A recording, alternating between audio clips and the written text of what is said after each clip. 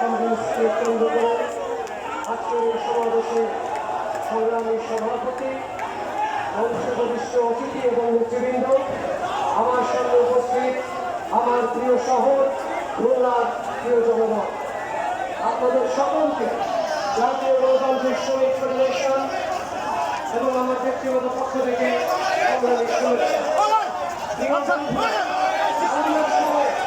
আমরা এই ঐক্য করতে যাচ্ছি যখন সারা দেশে চা শ্রমিকরা তাদের সেই মজুরি আমরা হিসাব করে দেখেছি বাংলাদেশের চা শ্রমিকরা আজকে তাদের মজুরি সরকার মাত্র 170 টাকা নির্ধারণ করেছে। সেই চা মজুরি কোনো অবস্থাতেই 900 টাকার নিচে হতে পারে না, অথচ আমাদের সরকার মাত্র 170 টাকা দিতে চায়। এই সরকার ক্ষমতায়